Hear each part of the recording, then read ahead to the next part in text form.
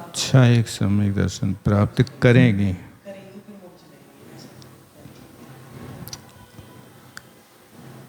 पुरुषास्तु, लेकिन पुरुषगण सकलम श्रुतम लब्ध्वा, यानी स्त्रियों को 11 अंग का ज्ञान हो सकता है, 12 अंग की पाठी नहीं हो सकते हैं। इसलिए पुरुषास्तु बीच में फुल स्टॉप की जरूरत नहीं है।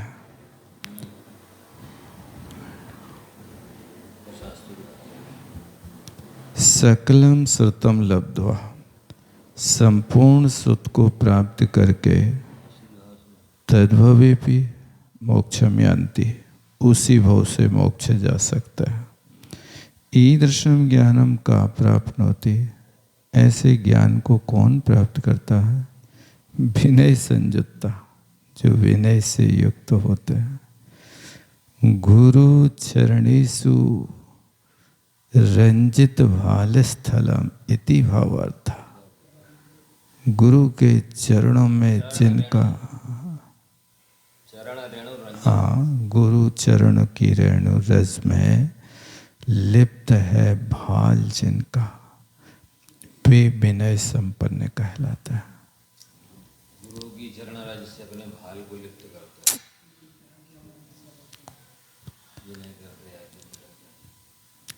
हैं। ज्ञानेन श्रुतज्ञानेन लभते लक्ष्यम निजात्म स्वरूपम, श्रुत ज्ञान के माध्यम से निजात्म स्वरूप को प्राप्त कर लेता है। ऐसा लक्ष्यन ध्यान लक्ष्यम लभते है, ध्यान करते हुए लक्ष्य को प्राप्त करता है। कस्य लक्ष्य, किसका लक्ष्य? मोक्ष मार्ग, रत्नत्रय के लक्ष्य को प्राप्त कर लेता है। बहुत अच्छा। मयि धनुजस्थिरं सद् गुणवाणासु अतिरयणत्तं परमत्तवद्दलको अड़विचुक्करि मोक्षमार्ग। कहते जसमयी धनु, जिसकी मति धनुष है, स्थिरम स्थिर, और सद्गुण वाणा और श्रुत ज्ञान जिनका बाण है, डोरी बाण, बाणा है ना श्रुत और बाणा, हाँ, इसको ऐसा रत्नत्रय रणत्रयम बाणाशुवत्थि, और शुद्ध गुण होना चाहिए था, वहाँ सद्गुण लिखा है। श्रुत रूपी गुण, गुण माने धनुष की डोरी है।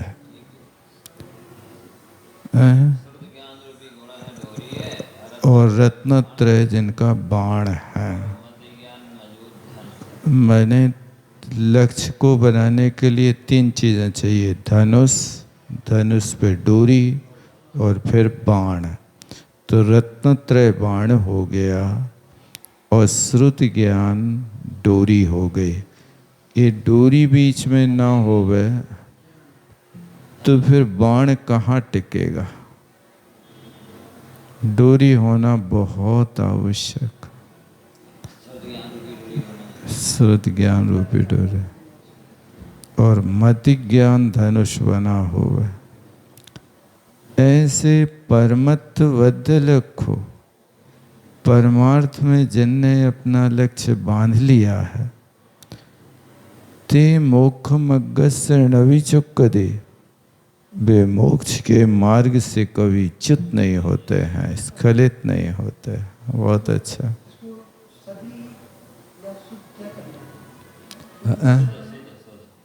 शुद्ध गुण होता, श्रुत रूपी गुण।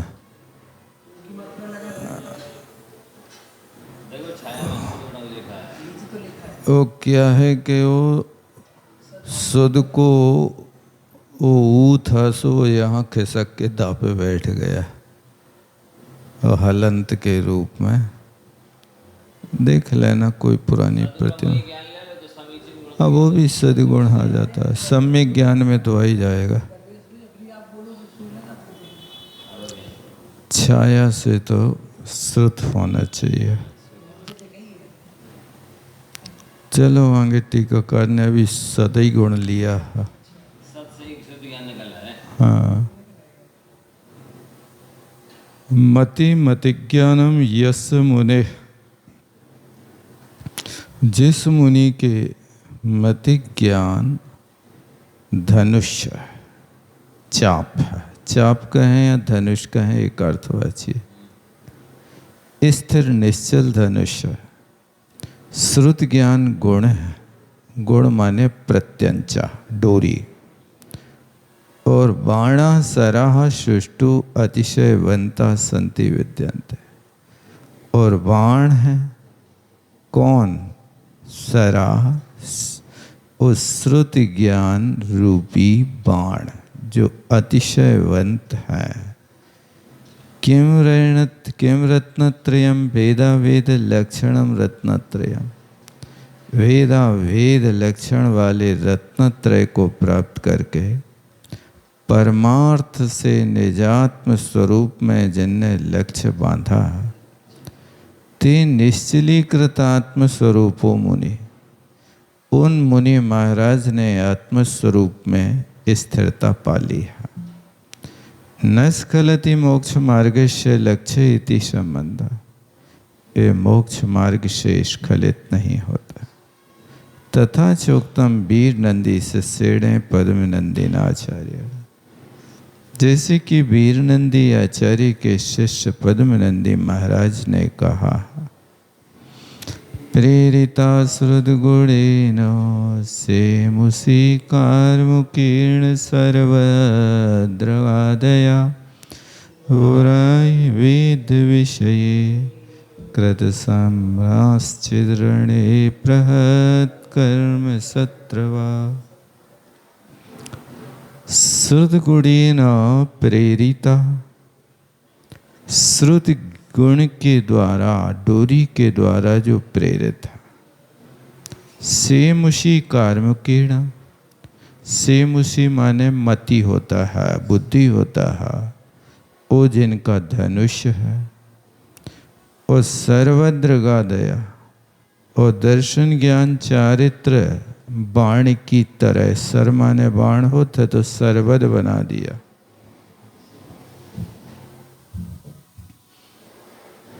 सर्वद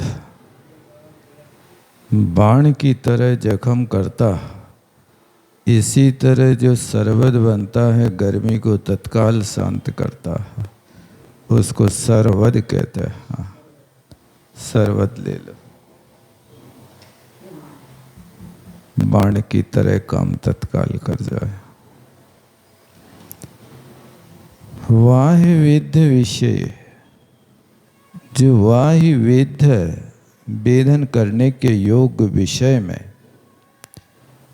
श्रम नहीं करना पड़ता। अकृत श्रमा चिद्रणे, चैतन्य रूपी रणांगण में, और बिना श्रम किए कर्म सत्रवा प्रता, कोई भी ज़्यादा आपको श्रम नहीं करना पड़ता और कर्म शत्रु मारे जाते हैं। कर्म सत्रवा प्रहत, प्र उपसर्ग पूर्वक हन हिंसा गत्यो धातु से एकता प्रत्यय करके प्रहत बनता है। और कर्माणि एव शत्रवा इति कर्म शत्रवा, कर्म ही जिनके दुश्मन है।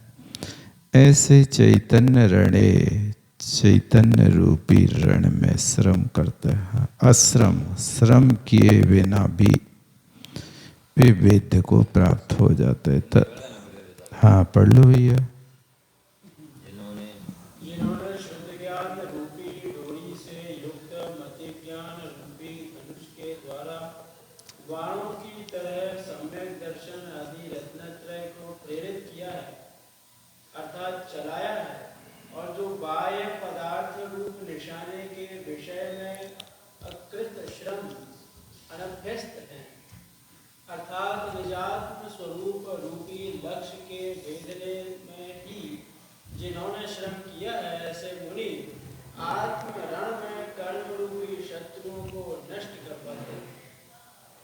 बराबर उसी बात को आगे और कहते हैं सोमदेव सूरी।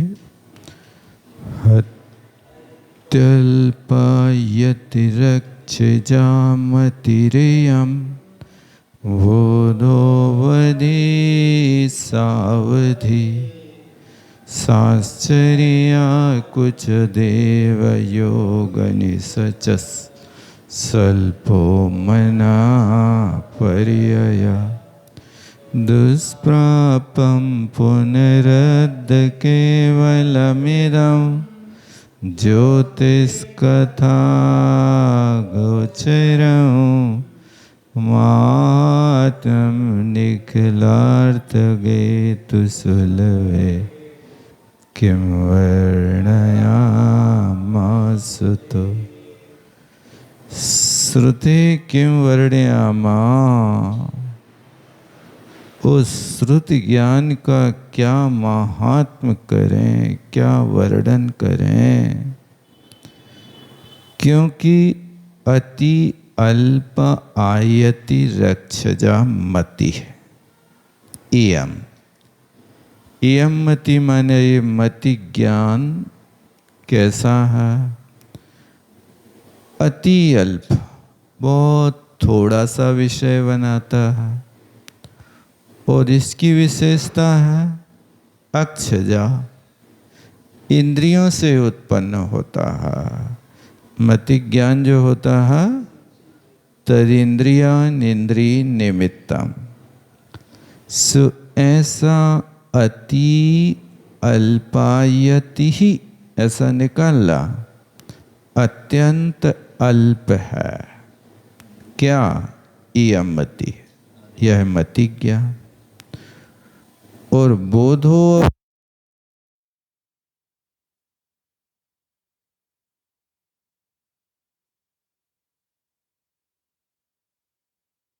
ज्ञान केवल ज्ञान हो जाएगा, मति ज्ञान नहीं रहेगा। फिर तो छाय ज्ञान ही होगा ना। वो छाय ज्ञान जब होगा तो छाय उपसमय ज्ञान।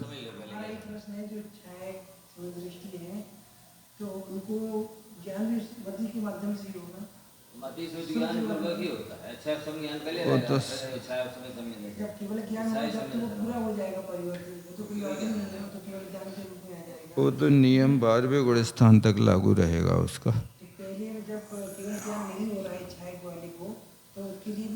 मति ज्ञान पूर्व का ही श्रुत होता है, मति ज्ञान पूर्व का ही श्रुत होता है। और जो मति ज्ञान होगा वो इंद्रियों की सहायता से होगा।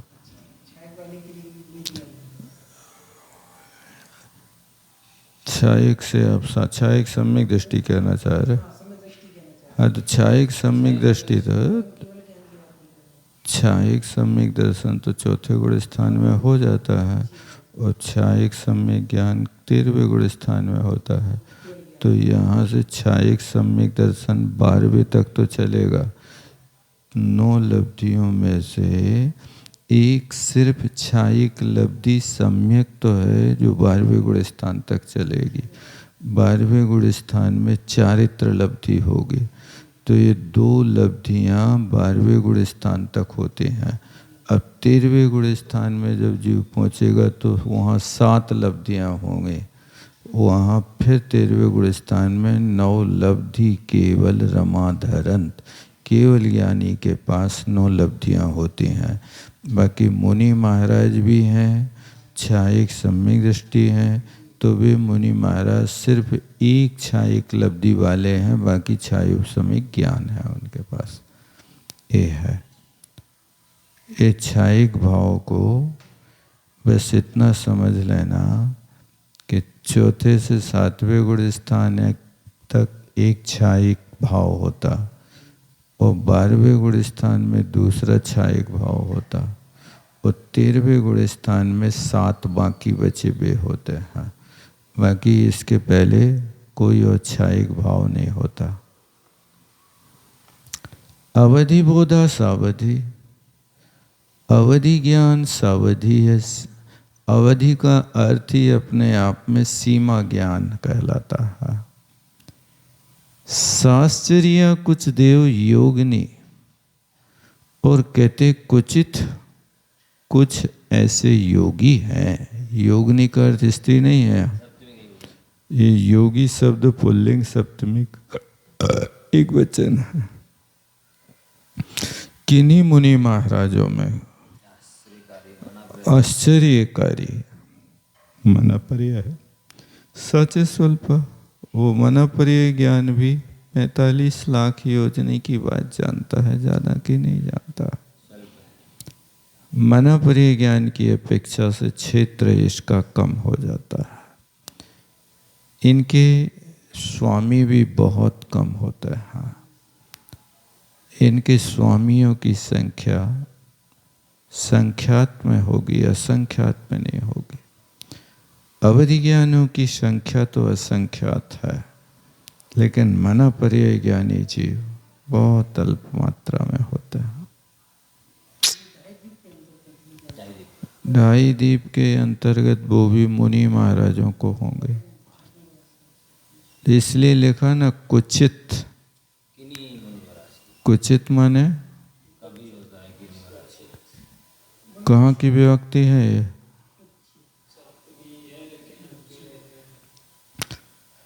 कस्मिन स्थाने कुचित।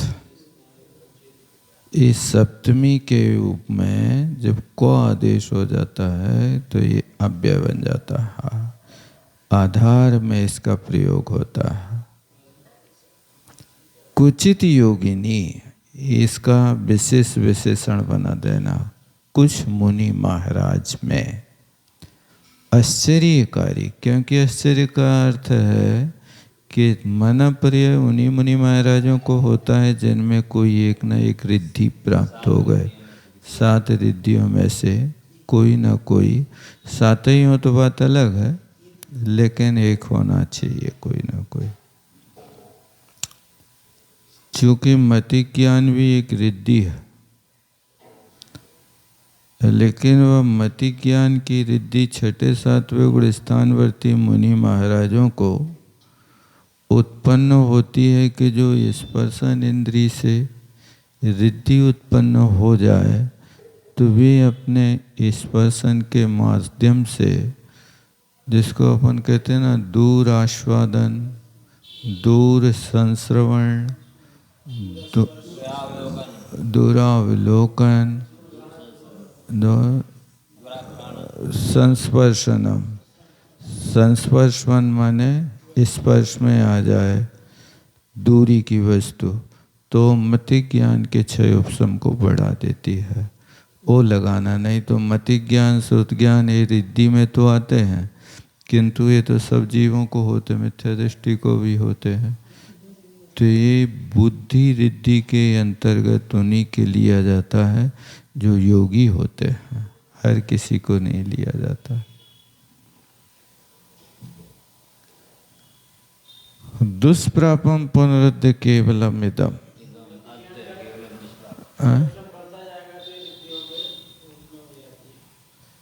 वो रिद्धि जब होती है मति ज्ञान संबंधी, तो बिना रिद्धि के मति ज्ञान का विषय पंचेंद्रीय जीव को कितना बनता?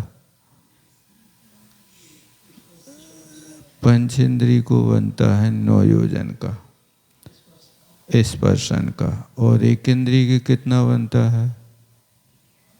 400 धनुष का। धनु 20 10 कदी।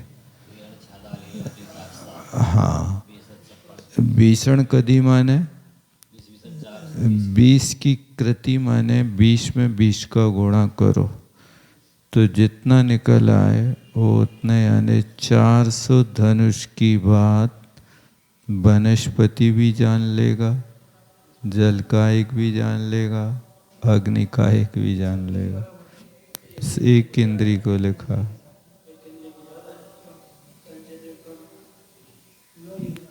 धनुष छोटा होता, योजन बड़ा होता है, वो योजनों में चला गया। पंच इंद्रिय को 9 योजन। हाँ, 2000 धनुष का। अब कहते हैं इदम केवलम ज्योति। कैसी है कथा गोचर? ये केवल ज्ञान तो कथा के गोचर है, केवल ज्ञान तो कथनीय है, लेकिन अद्य पुनः दुष्प्रापम, वर्तमान में उस केवल ज्ञान का पाना बहुत कठिन है, दुर्लभ है। किंतु निखिले अर्थ गेह महात्म्यम श्रुति सुलभे, इस श्रुति ज्ञान तो वर्तमान में हो सकता है, समस्त पदार्थों को विषय कर लेकिन निखिली अर्थ के संपूर्ण पदार्थ को जानने वाला होता, ऐसे उसके महात्म को क्या कहें, किम वर्ण सुलभ है, और उसके महात्म का क्या वर्णन करें। बहुत अच्छा। श्रुति ज्ञान की महिमा गाई है। मैंने श्रुति ज्ञान को इन्हें समस्त पदार्थों को विषय करता है, सुलभ है, तथा उसकी महात्मा क्या वर्णन करे। केवल ज्ञान से ही बढ़ के कह दिया जाए, केवल ज्ञान के लिए तो कह दिया, वर्तमान में होने ही नहीं, सो उसकी का चर्चा करे।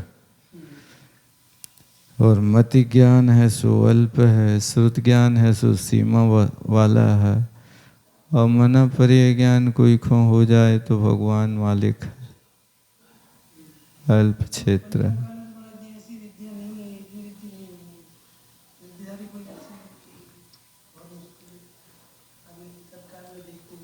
अवधि ज्ञानी मुनि महाराज तो होंगे अंत तक, अवधि ज्ञानी भी तो रिद्धि है। श्रुत ज्ञान के लिए तो निषेध नहीं है, लेकिन ऐसी दुर्लभ आत्माओं का दर्शन दुर्लभ। कोई भी ज्ञान नहीं होगा, न मति, न श्रुत, न अवधि, न मना परिय।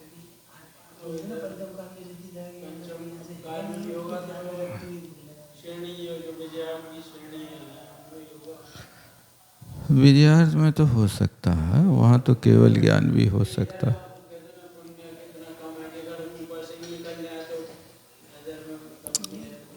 यहाँ का व्यक्ति चाहे विद्यार्थ चला जाए, चाहे विदेश चला जाए, सब जगह उसको अलाभ होगा। और विद्याधर का व्यक्ति यहाँ आ जाए तो भी वो अपना काम कर सकता है, करते हैं, हो जाता है। विजयार्थ का है, विदेह का है, तो भी काम कर सकता है। बहुत अच्छा। ऋणाणमिति बोध प्रवृत्ति ज्ञानाधिकारा सप्तमा अधिसमाप्ता। तो कहते हैं यहाँ पर ज्ञानाधिकार सप्तम अधिकार बोध प्रवृत्ति का पूरा हो गया। अथे इदानीम गाथा द्वयेन देव स्वरूप। बात की जाने की मति ज्ञान, श्रुत ज्ञान भी मना अत्याल जो अत्यासन्न है, निकट भगवानी को होता है। श्रुत ज्ञान के लिए विशिष्ट है, श्रुत ज्ञान वालों के लिए कुछ छूट तो नहीं है। श्रुत ज्ञान तो सम्यक के साथ में ये काम लगाना, अन्य के साथ ना। कुमति के साथ कुछ श्रुत होगा।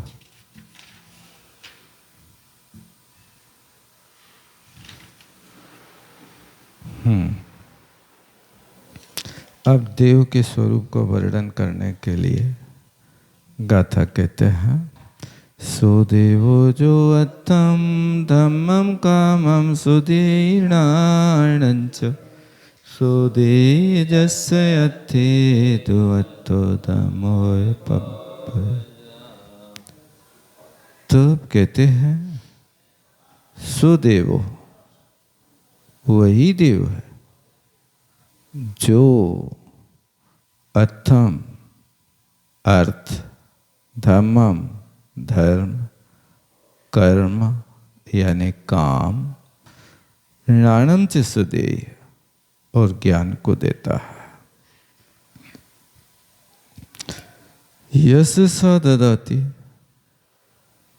जिसके लिए वह देता है, सो अर्था धर्मस्य प्रवृत्त, सो उस देव के पास अर्थ और धर्म काम संबंधी प्रवज्जा या दीक्षा होती है। क्या कह रहे? देव वह है जो अर्थ, धर्म, काम और ज्ञान को अच्छी तरह देता है। अर्थ, धर्म, काम और ज्ञान को। लोक में यह न्याय है कि जिसके पास जो वस्तु होती है वही उसे देता है। देव के पास अर्थ है, धर्म है, चकार से काम है और प्रवज्य दीक्षा अथवा ज्ञान है, उसे देता है। बहुत अच्छा। देव माने देवादिदेव। यहाँ रत्नत्रय से धारी लगा लेना चाहिए। बहुत प्रावृत है। सदैवो यो अर्थ धनम निधि रत्नातिकम दशाति। कहते वह देव है जो निधि को दे देता है। कौन? अर्थ, धन और निधि रत्नादिक को देता है। धर्मम चारित्र लक्षणम दया लक्षणम वस्तु स्वरूपम आत्मोपलब्धि लक्षणम उत्तम क्षमादि दश वेदम सुददाति सुष्टुवती शयेन दयाति। यहाँ जो धर्म है, धर्म क्या है? चारित्र लक्षण वाला। चारित्र लक्षण हो या दया लक्षण हो। धम्मो दया विशुद्धो चारित्रम खलु धम्मो। ऐसे वस्तु स्वरूप को आत्मना आत्मोपलब्धि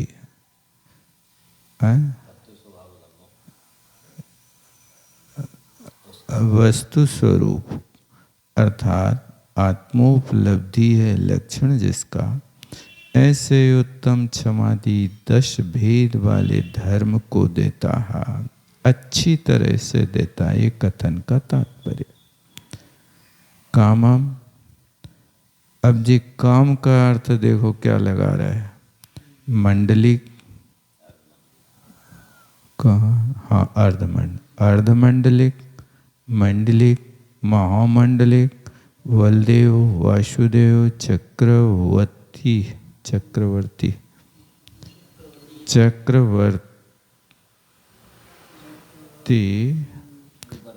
इंद्र, धरणेन्द्र में भी चाहिए। भोगम तीर्थकरम, जो ददाति सदेवा। कहते हैं जो काम माने इच्छित फल को दे दे। इच्छित फल का अर्थ है अर्धमंडलिक, मंडलिक, महामंडलिक, बलदेव, वासुदेव, चक्रवर्ती, इंद्र, धरणेन्द्र के भोगों को जो प्रदान, तीर्थंकर पद आदि के भोग को जो देता उसको देव कहते हैं। बहुत अच्छा। नहीं तो देवादिदेव का है को मुनि भक्ति है ना, तो प्रवचन भक्ति है, आचार्य भक्ति है, साधु भक्ति है, ये सब तीर्थंकर प्रकृति के बंधे के कारण है ना। तो यहाँ पर जो कह रहे हैं ये देव का स्वरूप बता रहे हैं। तो यहाँ देव का स्वरूप इस तरह से भी लगाया जा सकता है। रत्नत्रय की निधि देते हैं तो उसमें आता ना गंगा पापम ससीतापम दैन्यम कल्पतरुस्तथा। तो कल्पतरु का अर्थ काम, इच्छित वस्तु को देने वाला। तो साधु के पास से तीनों चीजें एक साथ मिल जाती हैं। साधु फलति साधु समागम। गंगा पापम शशि तापम दैन्यम कल्पतरुस्तथा। पापम तापम च दैन्यम च हन्ति साधु समागम। सद्य साधु समागम। हन्ति भी हो सकता है इसको, क्योंकि ये नष्ट कर देते हैं, क्योंकि ये दरिद्रता को नष्ट कर देते हैं और वो तुम्हारे से ताप को नष्ट कर देते हैं। वो हन्ति है वो। दैनम, हाँ, दीनता को नष्ट कर देती है।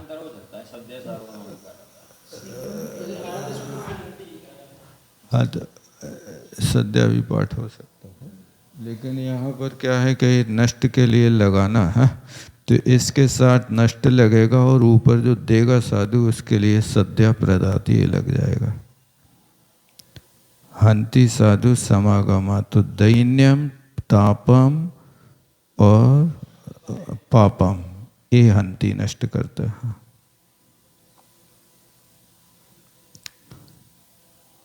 फिर इसके बाद में सुष्टु ददाति ज्ञानम से केवलम ज्योति ददाति, यानी ये देव केवल ज्ञान भी प्रदान कर देता है। गुरु की भक्ति जीव को केवल ज्ञानी बना देती है। गुरु भले ही केवल ज्ञानी न बने, शिष्य केवल ज्ञानी हो सकता।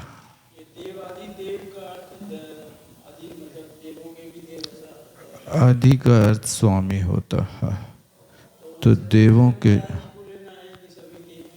नहीं, तो देव माने चतुर्निकाय आदि के देव, क्योंकि ये देव 100 इंद्र इनकी पूजा करते हैं ना, तो 100 इंद्र पूजा करने वाले होने के कारण वे उसके स्वामी होगा देवों के भी।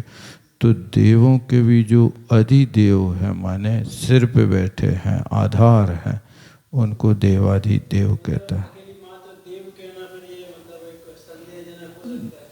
अब देव विवक्षित होना चाहिए, देव शास्त्र गुरु तो कहा जाता है। अब देव शास्त्र गुरु के साथ जब 3 की संगति बनाओगे तो देव आपका केवल ज्ञानी से जुड़ेगा, और जब आप सामान्य से किसी भोगी को लगाओगे तो फिर वहाँ देव गति के जीव से जुड़ेगा। प्रसंगवश वहाँ पर लगा देना। ये द्रु कीड़ायाम धातु है, तो इसका और भी दूसरे अर्थ हैं। दिवु धातु, तो उसमें यथा संभव लगा लेना।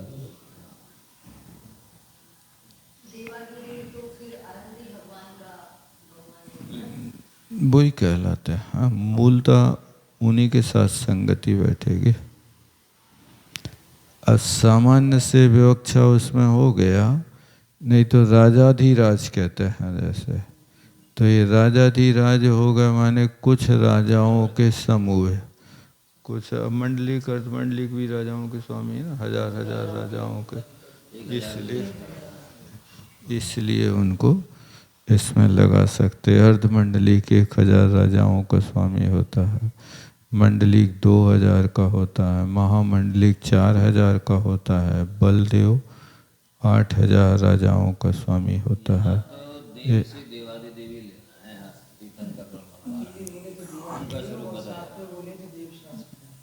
अब देखो स्पष्ट कर देंगे, ये तो आयतन के 11 भेद बताए जा रहे हैं, वही है वहाँ पर। तो क्योंकि सुष्टु ददाति ज्ञानम केवल ज्योति ददाति, केवल ज्ञान करा रहे हैं, तो उसके पहले तो वे देव ही रहे, मतलब साधु ही हैं। स ददाति यस्य पुरुषस्य यद वस्तु वर्तते असत कथम दातुम समर्था, कहते इनके इस पुरुष के पास वह जो वस्तु है सो दे देता है। असत वस्तु यद वर्तते, जिनके पास जो वस्तु नहीं है तो कथम धातु समर्था, उनके पास न रत्नत्रय है, न केवल ज्ञान है, न इस प्रकार की शक्ति है कि जिनकी भक्ति को करते जीव मंडलिक महामंडलिक बलदेव आदि पद को प्राप्त कर ले। वह मिथ्या दृष्टि गुरुओं की भक्ति करने से कभी ये महापुरुषों के पद की प्राप्ति नहीं होती है। सलाका पुरुषों की प्राप्ति ये तीर्थंकर भक्ति है, अरहर भक्ति है, साधु भक्ति है, आचार्य भक्ति है। इन भक्तियों का फल कहा है, अनायतन से नहीं हो सकता। यस्य अर्थो वर्तते सो अर्थ ददाति, जिसके जो अर्थ होता है सो वह अर्थ देता है। यस्य धर्मो वर्तते स धर्मो ददाति, जिसके धर्म होता है तो वह धर्म देता है। यस्य प्रवज्या दीक्षा वर्तते स केवल ज्ञान हेतु भूताम प्रवज्याम ददाति। देखो अब यहाँ सबको ले लिया है ना, केवल ज्ञान का हेतुभूत प्रवज्या को दे देता है, दीक्षा है तो दीक्षा दे सकता है। यस सर्व सुखम वर्तते स सर्व सौख्यम ददाति। जिसकी भक्ति करें और उसके पास पूरा सुख है तो वो सब सुख दे देगा। जैसे गुणभद्र महाराज ने कहा है, सर्वा प्रेम सति सुखाप्तिमचिरात् सा सर्वकर्मक्षया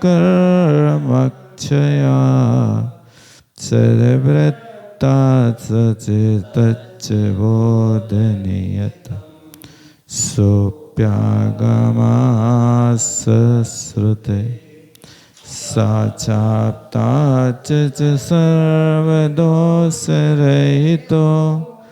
रागादयस्तेप्यते स्तं युक्ता सुविचारे सर्वसुखदं संताश्रयन्तु श्री।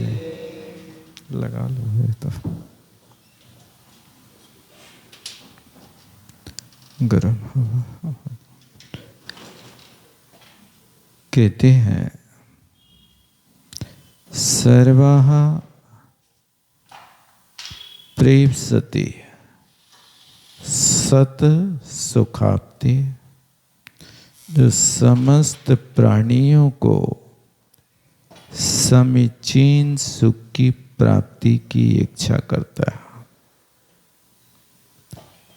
सर्वाः प्रेप्सति।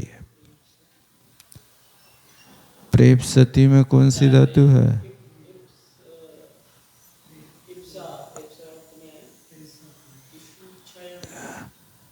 आप लिरी धातु के स्थान पे सन प्रत्यय होने पर इप्सति बन जाता है। प्राप्सति जिसका बनता उसको प्रेप्सति बना देते हैं। ये सन्नंत से बना हुआ है इच्छा करने अर्थ में। हाँ, सत सुखाप्ति, सत सुख की प्राप्ति, समीचीन सुख की प्राप्ति। तो कहते हैं वो प्राप्ति कैसे होती? सामान्य उस समीचीन सुख की प्राप्ति कैसे होती है? सर्व कर्म क्षयात्। सर्व कर्म के क्षय से उस सुख की प्राप्ति होती है। तो सब कर्म का क्षय कैसे होता है? सद्वृत्तास। सदाचार माने सम्यक चारित्र से होती है। सच है? समस्त कर्मों का क्षय सम्यक चारित्र से होता है। और सच और हुआ तच्च बोधनीतम। वह सम्यक चारित्र से, चारित्र तो बोधनीतम माने ज्ञान के नियम से होता है। एक दूसरे की लिंक है। सम्यक चारित्र सम्यक ज्ञान पूर्वक ही होगा। बराबर। और सम्यक ज्ञान कहाँ से होगा? तो भी आगम। वो है आगम से होगा। आगे कहाँ से आएगा? श्रुत से आएगा। श्रुत कहाँ से आएगा? आप से आएगा। बराबर। आप तो कौन है? सर्वदोष से रहे। सर्वदोष क्या है? राग आदि है। इसलिए युक्ति से विचार करके सब सुख को देने वाले जो भगवान है उनकी उपासना करनी चाहिए। बहुत अच्छा, कितना बढ़िया अर्थ लगाया आपने। सब हेतु बना करके रखा है ना। इसको भी यदि आप हेतु बना लेते तो ज्यादा अच्छा रहता। सद्वृत्तात्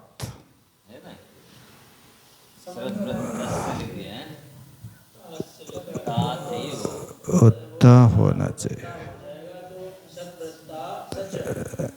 सद्वृत्तात् पंचमी निकाल दो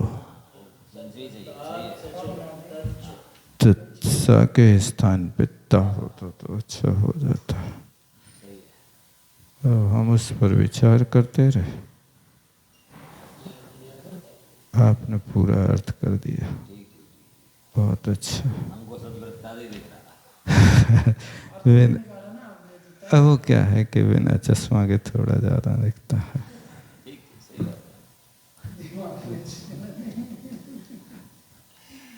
तो ये एक दूसरे से कारण कार्य व्यवस्था का यहाँ उल्लेख किया कि ये चीज इससे होगी, ये चीज होगी, माने कुल मिला करके समीचीन सुख की प्राप्ति होगी तो कर्म क्षय से होती है। जब तक कर्म का क्षय नहीं होगा तब तक ही नहीं होगा। और वो कर्म क्षय की प्राप्ति रत्नत्रय से है। ये सब चीज़ें रत्नत्रय से बना देना, सद्वृत्त, बोध, आगम, ये तीनों चीज़ें रत्नत्रय बना दिया इनको। और ये आगम रत्नत्रय कहाँ से आया? आप से आया।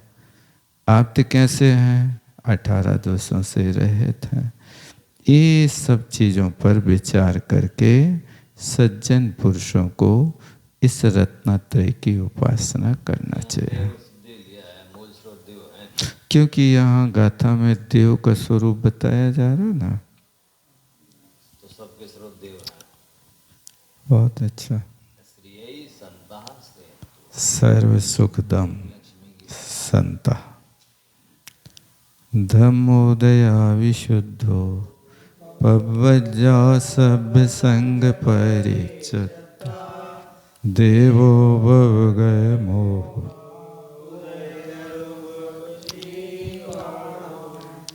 मोहा है आपके में मोह। धम्मो दया विशुद्ध हो। धर्म कैसा है? दया से युक्त है। पवज्जा सभ्य संग परिचिता, सर्व परिग्रह से रहित दीक्षा होती है।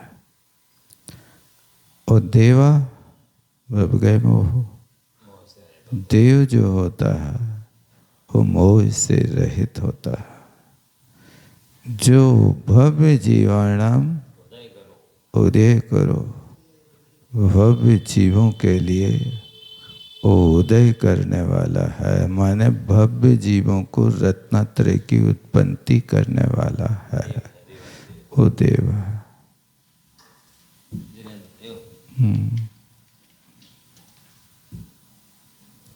व्यपगत मोह। धर्मो दया विशुद्धो निर्मला, दया से विशुद्ध धर्म होता है। घड़ी नहीं दिख रही, 2:30 बज गए, इतने रहने दो।